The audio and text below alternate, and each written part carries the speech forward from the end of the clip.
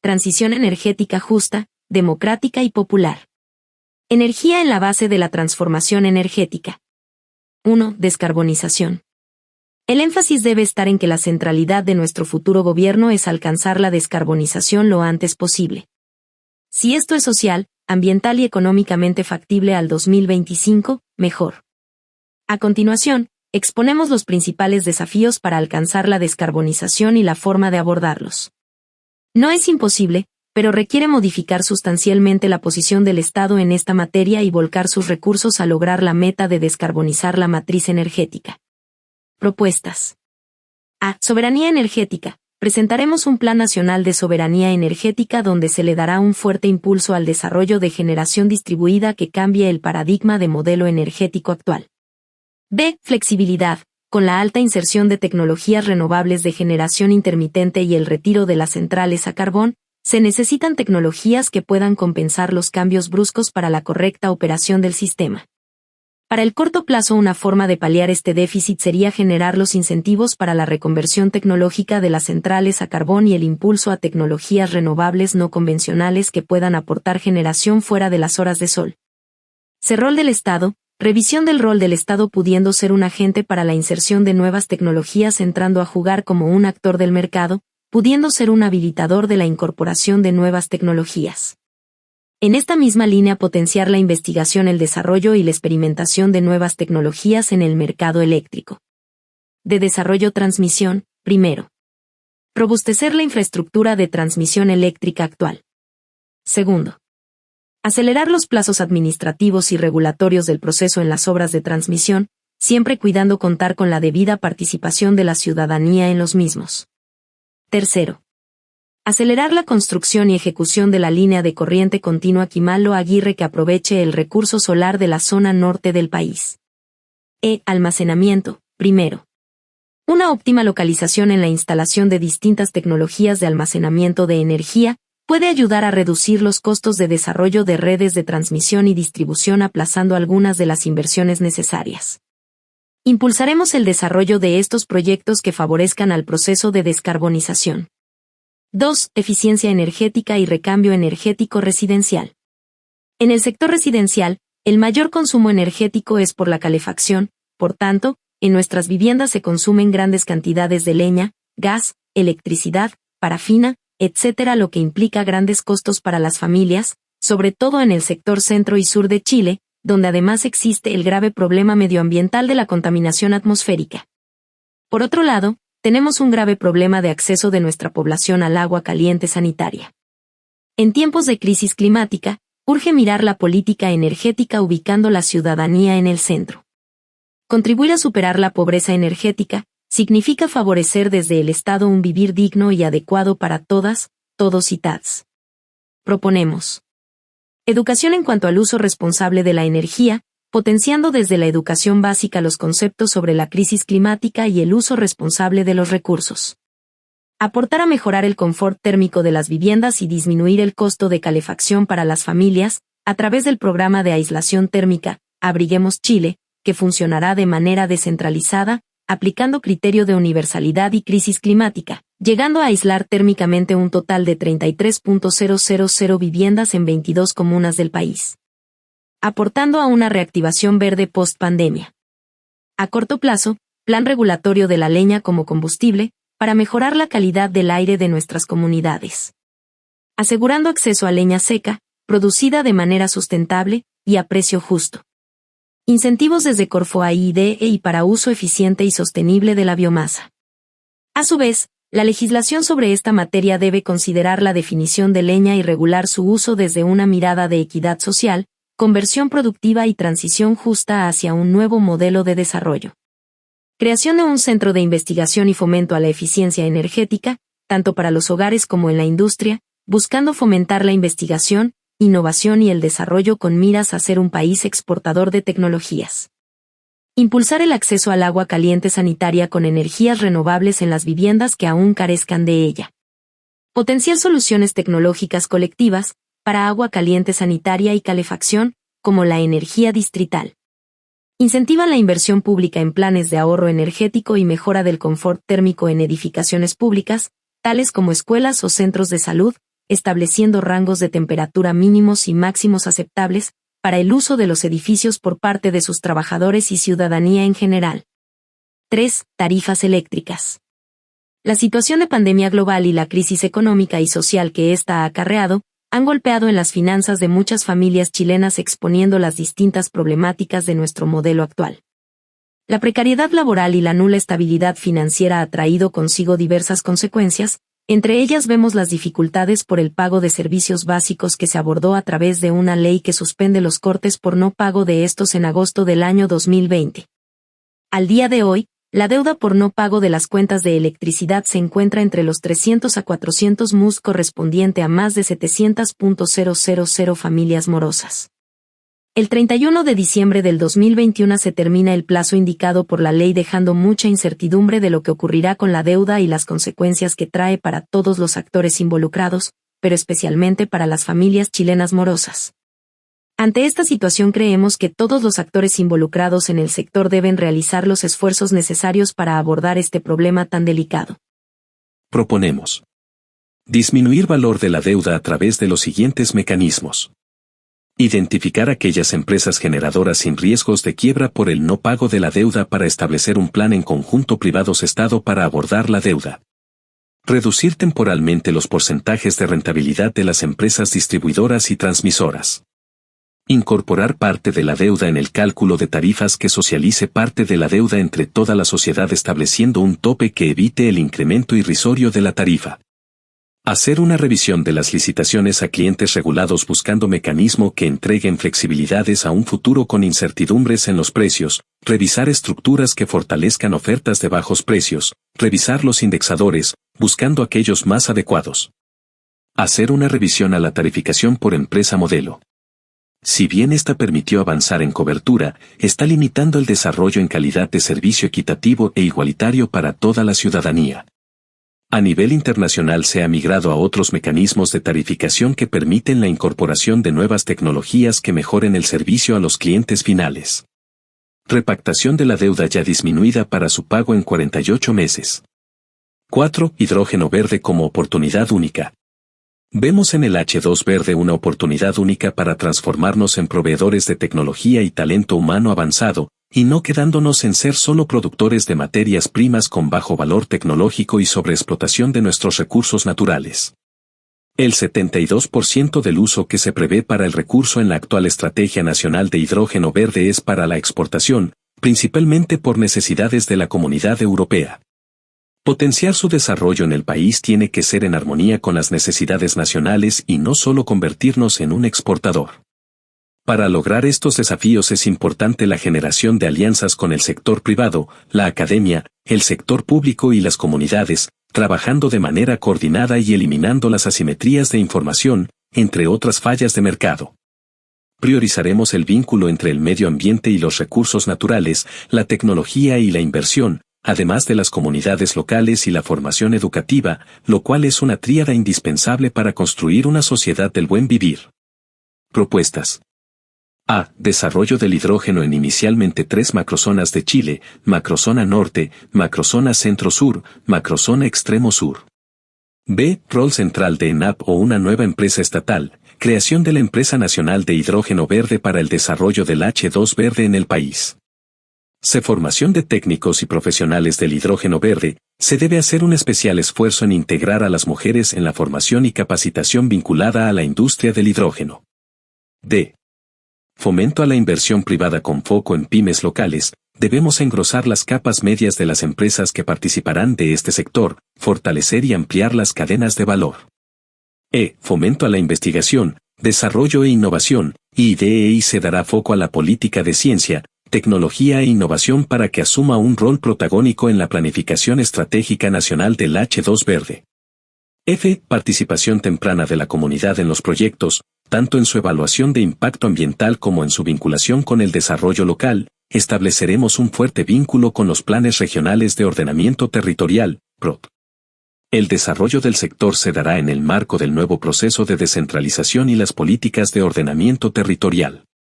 G. Creación de un marco regulatorio y normativo del hidrógeno en Chile. Más y mejor recaudación. Nuestra propuesta tributaria no solo busca recaudar más para que podamos, simultáneamente, también enfrentar los desafíos sociales de nuestro país y mantener el equilibrio de las finanzas públicas. Además de recaudar y reducir las desigualdades sociales, buscamos hacernos cargo de los desafíos medioambientales. Esta reforma busca recaudar en régimen entre 8% y 8,5% del PIB. Los ejes de las propuestas tributarias son las siguientes. 1. Evasión, 3,5% del PIB. Estudios recientes estiman que la evasión en Chile está en torno al 7,6% del PIB y el promedio de países de la OECD está en torno a 3,2% del PIB. 5. Si se realiza una simplificación del sistema tributario a través de la desintegración, sumado mayores atribuciones y recursos para el SII, se puede proponer reducir, manteniendo y mejorando el régimen especial para pymes, la evasión en aproximadamente un 50%, lo que traería recaudación extra por este ítem en torno a 3,5% del PIB. Promoveremos activamente la coordinación tributaria internacional para minimizar la elusión/evasión de capitales multinacionales y la competencia fiscal nociva. 2. Exenciones, 1% del PIB.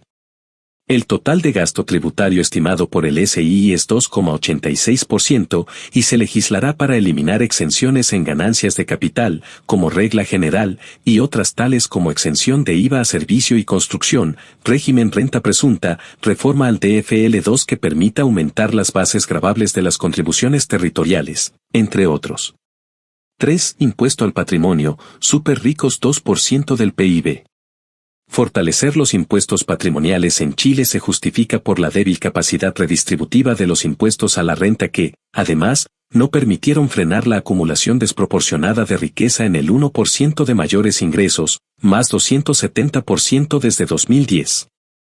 La evidencia sobre impuestos patrimoniales en países de la OCDE muestra que este tipo de impuesto constituye un mecanismo válido para corregir las debilidades existentes de los impuestos a la renta y mejorar la progresividad de la estructura tributaria, además de alcanzar niveles de recaudación muy significativos, en torno a 2% del PIB en promedio para los países de la OCDE. Nuestra propuesta para fortalecer los impuestos patrimoniales en Chile se articula en torno a 3 lineamientos que, en conjunto, podrían alcanzar una recaudación adicional de 2% del PIB en los próximos 4 años. Los 3 lineamientos son, primero, robustecer los impuestos patrimoniales actuales a través de la revisión de exenciones injustas desde el punto de vista de la equidad social y ambiental. Segundo, adoptar un impuesto extraordinario, por única vez, a la riqueza de los más altos patrimonios. Tercero, evaluar la adopción de un impuesto permanente y progresivo a la riqueza de los más altos patrimonios. En la actualidad, Chile aplica 3 impuestos patrimoniales, contribuciones territoriales, timbres y estampillas, herencias y donaciones, con niveles de recaudación en torno a 1% del PIB en total. Un primer paso consiste en fortalecer dichos impuestos en los más altos patrimonios. Esta propuesta tiene un potencial de recaudación adicional entre 0,5% y 1% del PIB que permitirán robustecer la generación de ingresos permanentes a través de las siguientes medidas. Revisión de las exenciones injustas en contribuciones territoriales. Cerca de un 60% de las propiedades inmuebles en el país se encuentran exentas de impuestos territoriales según el segundo. En algunas regiones, estas exenciones llegan hasta un 80% de las propiedades. Proponemos reducir este porcentaje de manera que las personas y empresas que más patrimonio inmueble tienen, y cuya actividad productiva más daña el medio ambiente, paguen proporcionalmente más impuestos. 6. Se propone que la revisión de las exenciones actuales se haga sobre la base de criterios de equidad social y ambiental. Algunas áreas de particular interés son las exenciones existentes para las plantaciones forestales, para las industrias ubicadas en zonas de sacrificio, la minería, y otros. Reforma al TFL2 para excluir a aquellas viviendas económicas de mayor avalúo fiscal. Se propone que las exenciones del TFL2 se alinean sobre los principios de la tributación al patrimonio, valor de los activos, en conjunto con el metraje de las viviendas.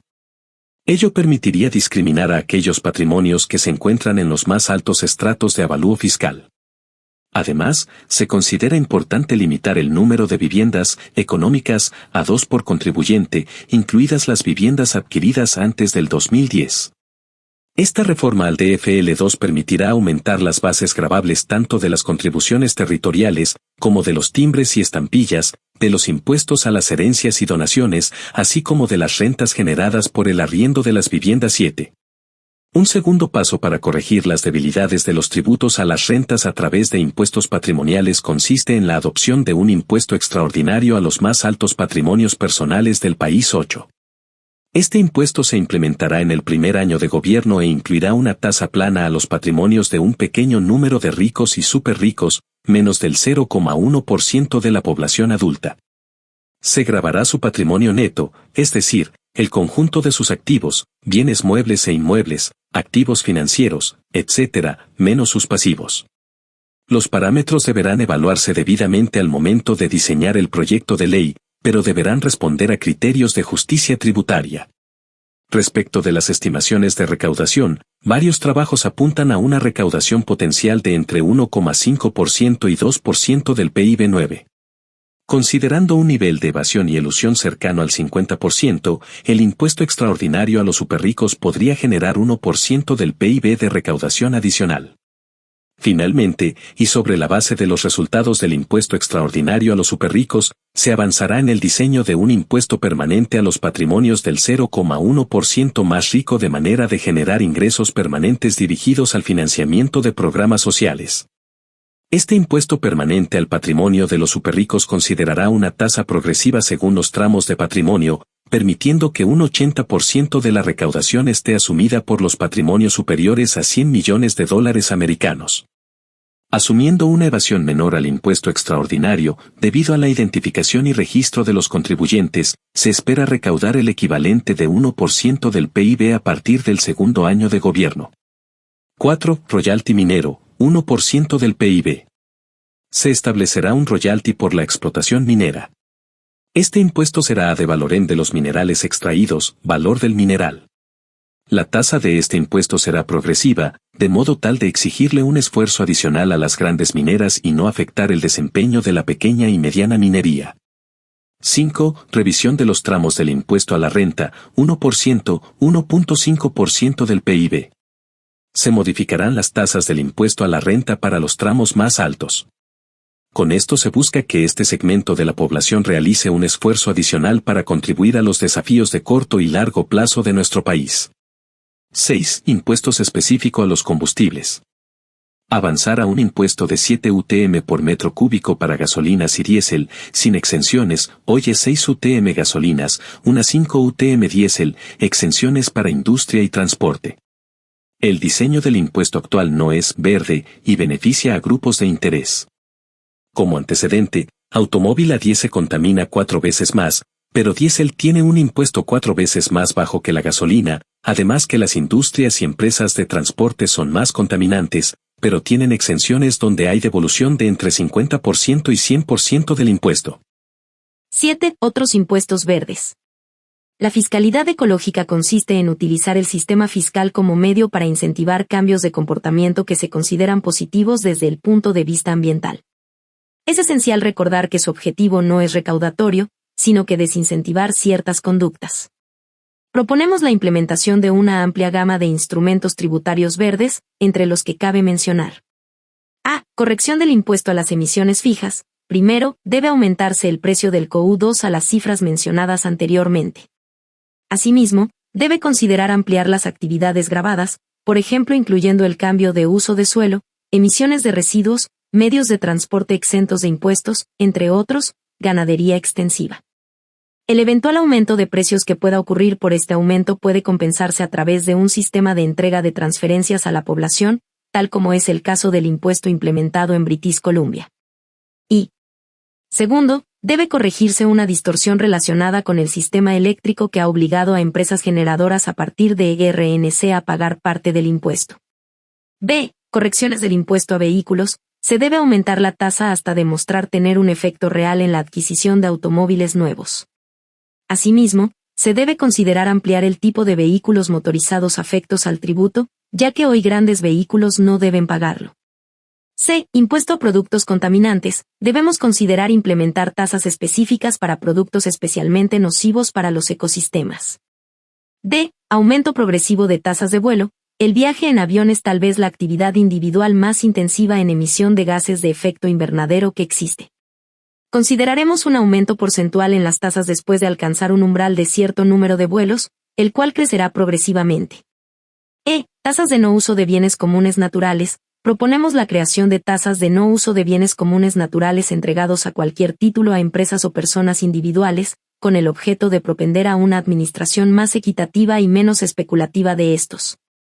Estos podrán incluir el agua o el suelo urbano. Debido a la profundidad de esta reforma, creemos que su completa implementación seguramente ceda un periodo presidencial de 4 años.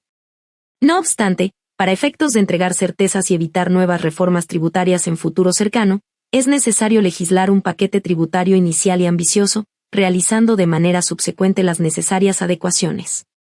Institucionalidad fiscal. La política fiscal es el instrumento más importante de implementación de las políticas públicas de un gobierno. Refleja fielmente las prioridades y valores de los gobiernos. Al momento de determinar el nivel de gastos del sector público, se determina la importancia de cada uno de los sectores contenidos en las políticas públicas. Se propone una nueva institucionalidad fiscal para fortalecer el gasto público y la justicia tributaria en un marco de responsabilidad fiscal para la construcción de un verdadero estado de bienestar basado en igualdad de derechos. 1. Regla fiscal. La regla fiscal que tiene Chile ha tenido buenos resultados para impulsar el gasto en tiempo de deceleración económica, pero no impidió que la deuda pública se dispare en los últimos 10 años. Además, no ha sido capaz de revertir la concepción de las inversiones públicas como principal variable de ajuste fiscal. Por ese motivo, se propone revisar la regla de balance estructural actual en conjunto con el Consejo Fiscal Autónomo para que la regla fiscal pueda acompañar mejor al manejo de la política fiscal orientada a la construcción de un verdadero estado de bienestar en un marco de responsabilidad. Para ello, la regla fiscal tiene que ser amigable con la inversión pública, ajustada al ciclo económico e incluir cláusulas de escape y mecanismos de corrección explícitos que permitan una salida ordenada del régimen en caso de un estado de emergencia. Además, se considera oportuno trabajar para que el cálculo de los parámetros de la regla fiscal sea más transparente. El diseño de la regla de balance estructural tiene que ser tal que se asegure la sostenibilidad de las finanzas públicas en el tiempo, al mismo tiempo que se logran resolver las problemáticas sociales de manera oportuna. 2. La Ley de Presupuestos es la herramienta fundamental de implementación de las políticas públicas en Chile. Debido a su importancia, se vuelve relevante analizar la orientación estratégica del gasto junto con la revisión de la eficiencia en el gasto, para gastar mejor y asegurar que las políticas públicas lleguen a todos. Nuestras propuestas para fortalecer el gasto público buscan acompañar mejor a las políticas públicas para que cumplan con sus objetivos de acuerdo con los plazos definidos y con los mejores estándares de transparencia y de eficiencia.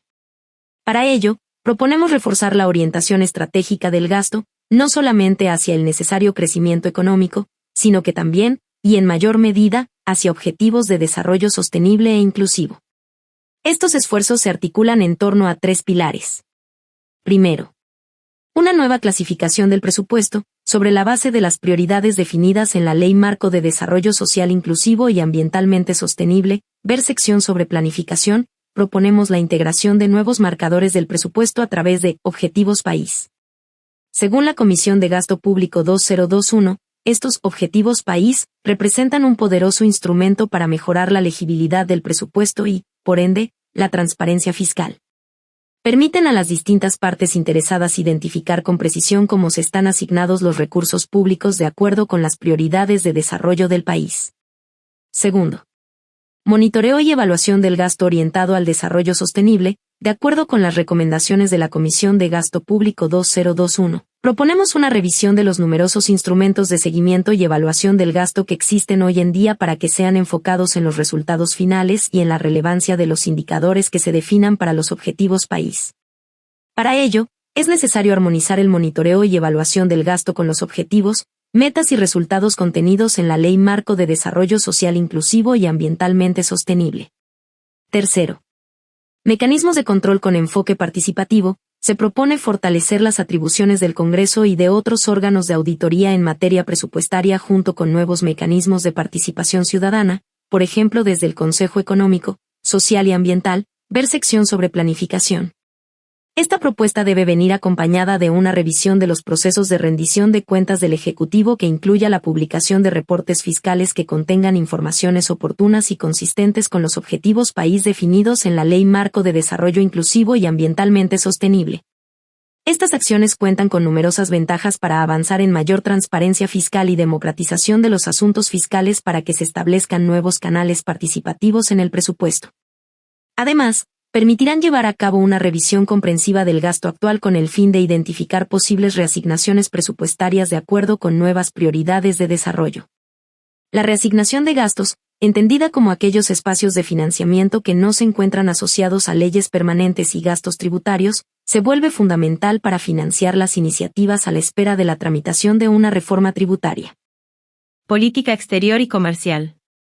Política exterior. La política exterior chilena ha sido a menudo descrita como una política de Estado, que está por encima de las coyunturas políticas. Sin embargo, esa visión vertical y estática de la política exterior es insuficiente en el contexto nacional e internacional actual, en el que es necesario fortalecer las instituciones y los mecanismos multilaterales. Por eso proponemos que Chile apunte a desarrollar una política exterior que sea coherente y consciente con las ambiciones y las demandas del nuevo Chile que está naciendo con el proceso constituyente, una política exterior turquesa, verde y azul, feminista, inclusiva, antirracista, descentralizada y participativa.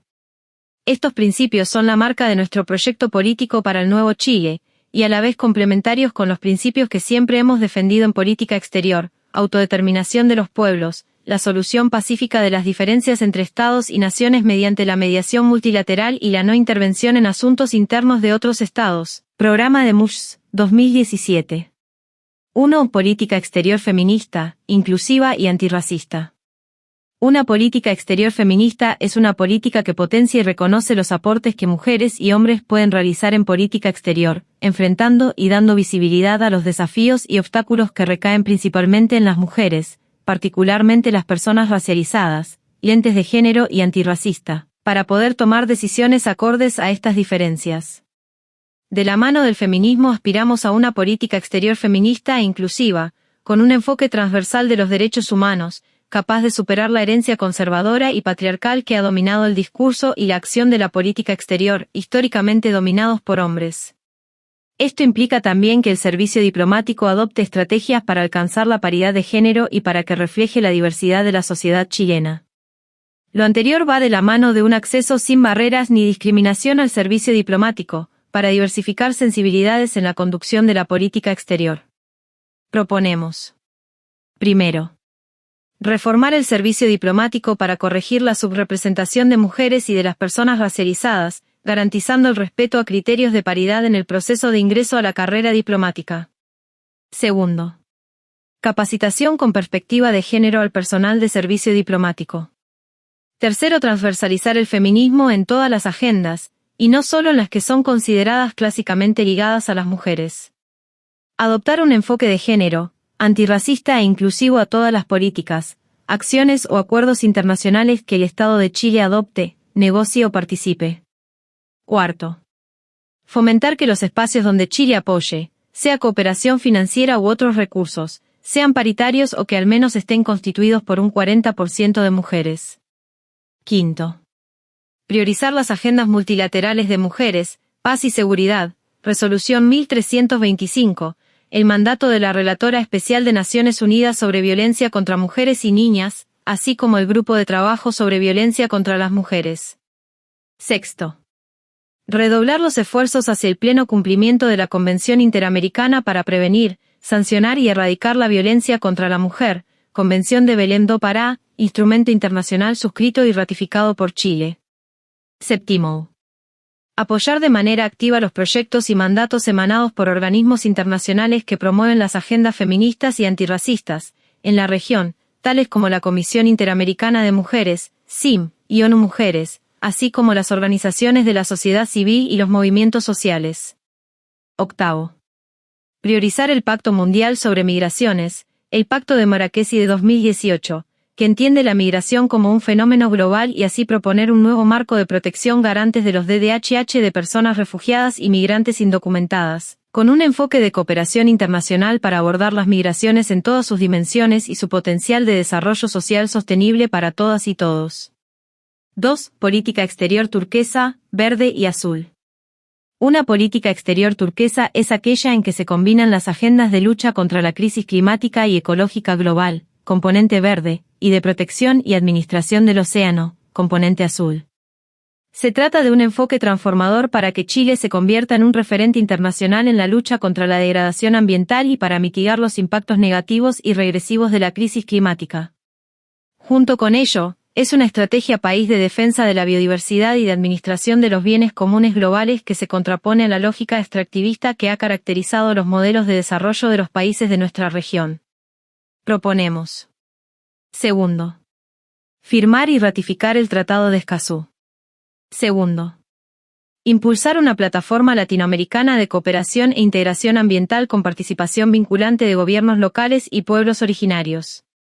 En el marco de esa plataforma, se podrán llevar a cabo las siguientes iniciativas: implementar obras públicas conjuntas entre países latinoamericanos como parte del Plan de Recuperación Económica Verde, construcción de una red de transporte continental baja en emisiones. Fomento a las energías renovables no convencionales e interconexión de los sistemas de transmisión eléctricos. Establecer acuerdos para la implementación conjunta de medidas de adaptación frente a la crisis climática y de administración colectiva de bienes comunes de patrimonios ambientales transnacionales como el Amazonas, la Cordillera de los Andes, la Patagonia o la Antártica. Crear un impuesto común al carbono. Prevención regional de expansión de enfermedades. Tercero. Promover una regulación internacional del impacto ambiental y climático del tránsito marítimo, puesto que al realizarse por fuera de la jurisdicción de los Estados, sus emisiones no están consideradas en el Acuerdo de París. Cuarto. Establecer estándares multilaterales estrictos para el comercio internacional de metales necesarios para la transición como el cobre y el litio, y adherir a la EITI, la Iniciativa para la Transparencia de las Industrias Extractivas. Quinto. Exigir que el norte global industrializado contribuya al financiamiento de las medidas de adaptación decididas a través de la cooperación e integración regional, haciéndose cargo así de su responsabilidad en la crisis ambiental y el deterioro del medio ambiente del sur global. Sexto. Profundizaremos la acción multilateral de Chile para evitar la proliferación de armas nucleares y avanzar hacia un proceso efectivo de desmilitarización nuclear. 3. Política exterior descentralizada y participativa. Una política exterior descentralizada es aquella en que el Estado central deja de tener el monopolio de la acción y cooperación internacional. Las municipalidades y los nuevos gobiernos regionales deben ejercer la proyección de sus competencias propias en el ámbito internacional, diplomacia subestatal o paradiplomacia. Asimismo, en la medida de que desde la discusión constituyente surjan instituciones de autogobierno indígenas, estas deben también tener la autonomía y recursos necesarios para ejercer una acción internacional. Por otro lado, el MINREL y la política exterior deben abrirse a la participación ciudadana, superando la visión vertical, elitista, homogénea y excesivamente técnica que existe actualmente en estos ámbitos. Proponemos. Segundo. Protagonismo de gobiernos locales, regionales y pueblos originarios en discusiones y mecanismos transfronterizos de integración y de preservación de bienes públicos globales. Segundo. Fortalecer el rol coordinador y facilitador del MINREL para la acción internacional de gobiernos locales y regionales. Tercero. Asegurar los recursos necesarios para el rol internacional de gobiernos locales y regionales, en el marco de sus competencias. Cuarto. Favorecer el surgimiento de una diplomacia indígena autónoma y bien financiada de las naciones indígenas. Quinto. Fortalecer las instancias de participación de la sociedad civil y los movimientos sociales en la planificación estratégica y la implementación de las políticas exteriores en todos los niveles. Sexto.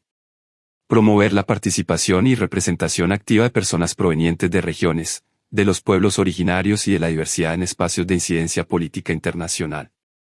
Séptimo. Garantizar y ampliar los derechos políticos de las personas chilenas residentes en el extranjero. Resguardar su protección frente a vulneraciones de derechos sociales y civiles y fortalecer la vinculación con consulados. Establecer la suma urgencia en la tramitación del proyecto que crea el Distrito Internacional para chilenas y chilenos residentes en el extranjero. La política comercial de Chile debe enmarcarse bajo el marco de la política exterior turquesa, feminista, antirracista y descentralizada. Estos principios permearán tratados comerciales, promoción de exportaciones, atracción de inversiones y todo ámbito relacionado a la política comercial.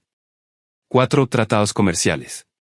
Segundo, se revisarán los procesos de evaluación y suscripción de tratados comerciales para permitir procesos democráticos de participación ciudadana, incluyendo una participación vinculante de gobiernos locales y regionales, en el marco de sus competencias, y de los pueblos originarios. Segundo, la Subsecretaría de Relaciones Económicas Internacionales generará espacios participativos efectivos y se potenciará el rol del Consejo de la Sociedad Civil de Subrey en dichos procesos. Tercero, a su vez, la Subrey deberá revisar los acuerdos comerciales que estén en vigencia para evaluar su pertinencia en el marco de un nuevo modelo de desarrollo turquesa, verde y azul, feminista y descentralizador, evaluando a su vez que dichos acuerdos estén en línea con los procesos de integración latinoamericana que se llevarán a cabo y los tratados de derechos humanos. Cuarto, estos mismos parámetros verdes y turquesas, feministas y descentralizadores serán considerados en la negociación y análisis de futuros tratados comerciales, junto a la evaluación de su pertinencia y alineamiento con la estrategia de desarrollo del país. Quinto, no se firmarán nuevos tratados comerciales, incluyendo el TPP-11, mientras no se hayan revisado los procesos de participación ciudadana, de gobiernos locales y regionales y de los pueblos originarios, y los parámetros de alineamiento con principios feministas, verdes y descentralizadores. Sexto, se avanzará en procesos de integración latinoamericana, evaluando solicitar el ingreso a Mercosur como Estado miembro pleno. Séptimo, creación de un Fondo Nacional de Ajuste de la Globalización, que provea de apoyo, capacitación y reconversión a las y los trabajadores que pierdan o hayan perdido su empleo como resultado de cambios estructurales en el comercio internacional. Segundo, cuando una corporación cierra su producción o su producción es movida fuera de Chile, de las consecuencias de las políticas de importación o cualquier otra consecuencia que pueda derivarse de los tratados de comercio firmados por Chile o las crisis financieras de las que seamos parte. 5. Política comercial y promoción de exportaciones. Segundo, las políticas comerciales estarán alineadas con las políticas industriales, debiendo alinearse con la estrategia de desarrollo y articularse con las políticas desarrolladas por el Banco de Desarrollo. Segundo, se potenciará el desarrollo de pymes exportadoras de alto valor agregado, generando incentivos y facilidades para el escalamiento y la inserción en cadenas productivas regionales y mercados globales. Se revisarán en este sentido los procesos de promoción de exportaciones de ProChile para adecuarlos a la realidad y necesidades de pymes y cooperativas. Tercero, se mandatará a Banco Estado ampliar su red de sucursales en el extranjero, debiendo considerar países estratégicos en América Latina y otras regiones con fuertes lazos comerciales. Estas sucursales tendrán su énfasis en el apoyo a pymes exportadoras, facilitando sus operaciones en dichos países. 6. Atracción de inversión extranjera directa. Segundo, se fortalecerá el trabajo de Invest Chile para la atracción de inversión extranjera directa, y poniendo énfasis e incentivos a proyectos y empresas que cumplan con criterios ecológicos, de derechos humanos y perspectiva de género. Segundo, la atracción de inversiones llevada por Invest Chile estará vinculada a la estrategia desarrollada e implementada por el Banco de Desarrollo y los gobiernos regionales en sus propuestas de parques científico-tecnológicos en las regiones. Tercero, a su vez, la atracción de inversiones se regirá en el marco de las políticas orientadas por misión, debiendo ser pertinente a estas y vinculada con el desarrollo de las regiones y los territorios.